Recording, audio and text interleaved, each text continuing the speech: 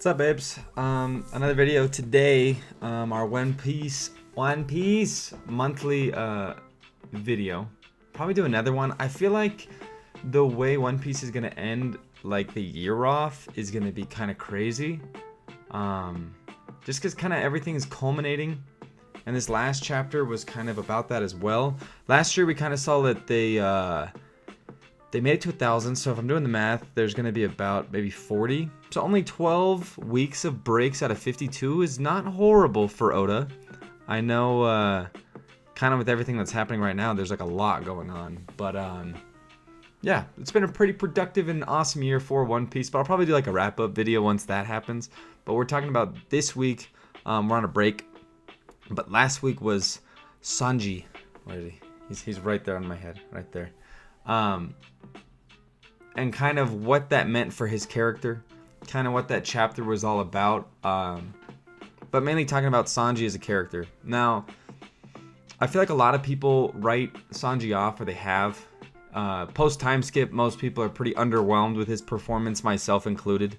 I'm kind of just like when are you gonna get to like a certain point for me to really, like be a part of the monster trio again, and that's happening right now. And I was never really worried, or I never really thought that somebody else would take that spot. Never. Just because it's been a thing for too long. It's been a thing since Arlong Park, basically.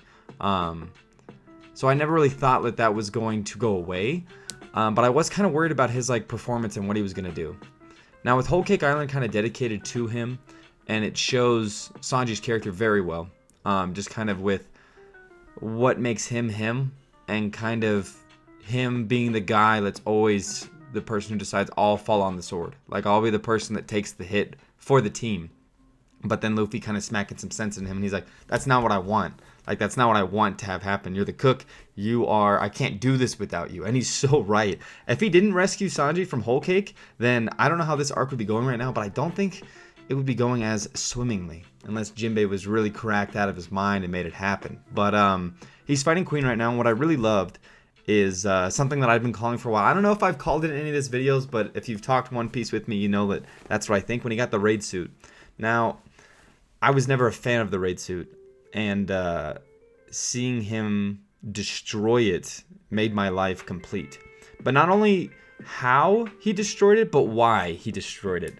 The dialogue in this chapter was actually amazing. Like, it's one of those chapters where I wasn't even upset that there was going to be a break. I was like, Oda, you deserve a break, man. Go ahead and open up a beer, do something, do your thing, because there's a lot to talk about here.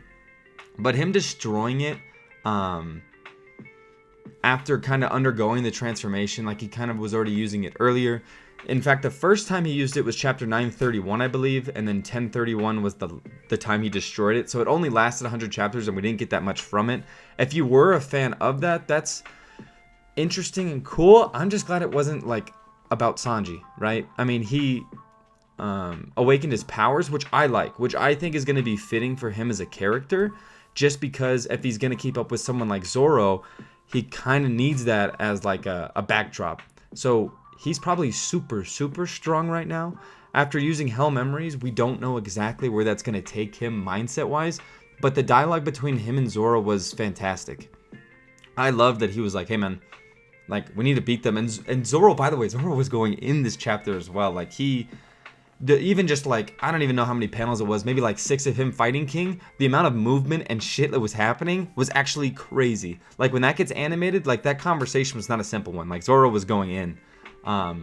But he's like, I need you to finish me if that's the case. And I don't think we've ever had like dialogue like that between the two, where it's kind of like, hey man, like if I become a problem, I know that you're going to be able to take me out. So that was awesome to see. That was awesome to see like the bond between the two. Speaking of bonds, it was awesome to see Sanji's like, what does Luffy want? Does he want the monster that's able to destroy anyone on a whim? And I'm like, I don't know if you've been around the same guy that I've been with this whole time, but of course not. Of course Luffy doesn't want that. But yeah. Now, did he hurt that girl? I doubt it. Like, I doubt it. I wouldn't be like, well, no, I would be surprised because, I mean, Sanji hurting a girl is kind of sacrilegious. I didn't expect something like that to even happen this chapter, but there's bound to be a flashback of that not happening or that being persuaded in a different way. But that hurt me. I was like, damn, like, Sanji, I'm sorry. But he makes a decision to kind of go full crazy mode on Queen. I think that fight's going to end awesome. I think Queen still has tons of like trump cards. I think that's kind of Queen as a character, is having those trump cards available. But I think what this did for Sanji, destroying the raid suit and saying, I'm going to be me. I'm going to do this my way. I think it's just so Sanji. Like, it's really full circle post time skip, because it didn't seem like they gave him too much time before the time skip, but now after the time skip and after Whole Cake, and from there, even all the way back from Zou, you see how much of a factor Sanji plays in rescuing Luffy and rescuing the rest of the crew when Luffy was not around, which he wasn't going to win that fight on Zou, so it was probably best that he did that. Even if he did, his family was kind of the issue, so to go back there. Him talking about not wanting to turn into one of his siblings, I don't think he's going to. I think that there's going to be something that either makes him like the strongest version, or him being able to do these things just as a normal human before awakening these powers just makes him that much stronger. It's going to be interesting how they kind of go about showing us this. Obviously, he took that full sword to the dome and it didn't really affect him. So his durability's through the roof at this point. I mean, it kind of already was. Like, he was walking stuff off with broken ribs, shattered limbs, basically, and he was kind of chill a lot of the time, tying his tie, smoking a cigarette. But I'm excited for his character. I'm excited for where this is going to take him, not only combat-wise, but, like, character-wise. And, I mean, as goofy as it sounds, because I feel like a lot of people would... He's kind of like the trope for, oh, there's a woman, like, let's get Sanji in there to make a fool of himself, and that's kind of how he is. But for him to actually, like, be hurt by the fact that he believes that he hurt her, even though he's not convinced with his flipped eyebrow, it's meaningful. I'm interested to see where they take this with this fight. Now, I think he's going to beat Queen. I don't know how that's going to look at the end. What's interesting about what he said is he's setting stuff up for afterwards. Now, I think it's going to end in success. I'm pretty sure I've said that before. I think that they're going to win this raid just because of the way everything's going. It seems that way. CP0 finally taking the stage is dangerous. Is very dangerous. I hope Robin and Brooke make it out of there clean. The government on the way is also super dangerous, so you start doing the math and you're like, well, somebody has to show up or something has to happen for this to make sense. And I'm not 100% sure on what that is. I know Otis said a while ago that Shanks is going to make his move this year, but I don't think that's going to happen. I mean, Wano, they're not going to be out of Wano by the time the year's done, and I don't think any huge resolution's going to come by the end. Maybe a couple fights will be done. I mean, if you think about it, Raizo's still fighting. Like, we have to go back to there at some point, as minimal as that seems at this time, because, I mean, the Calamities are fighting.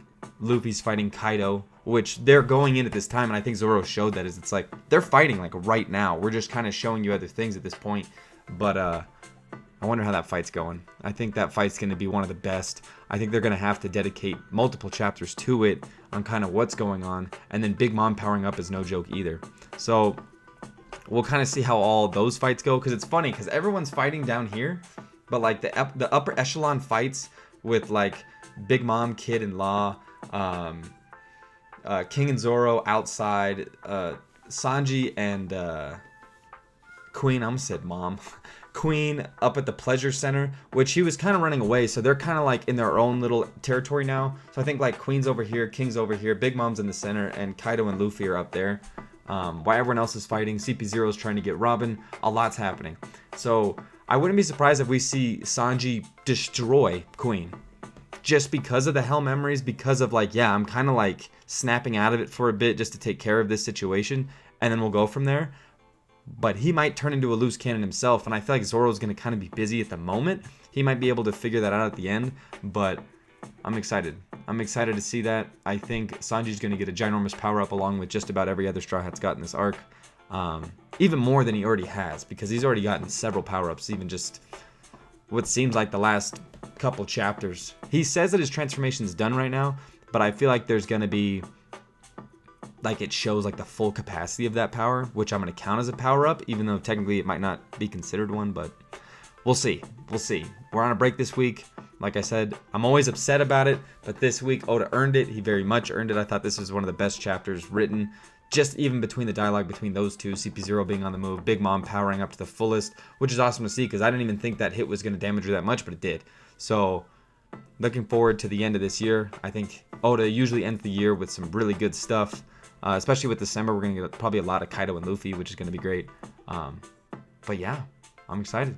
So I might come up with another video at another time this month. I wouldn't be surprised just because there's so much to talk about, but until then, I'm going to make a Bleach video because I just finished Bleach, which is also very good. But until then, tell me what you think about Sanji. Tell me, everyone's kind of saying that he's like, oh, he's like the best written character now. And I'm like, you guys were talking so much shit at the beginning of this arc, but we'll see. I always thought he was a good character. I was kind of underwhelmed, but I feel like they're really focusing on him now. And ever since Skirma's been a thing, it's kind of like Sanji is in the main fold again, because it kind of felt like for a while he might not have been. But shouts to Sanji week. But we're done. Subscribe, comment, like, watch One Piece, read One Piece. You know what to do. Peace.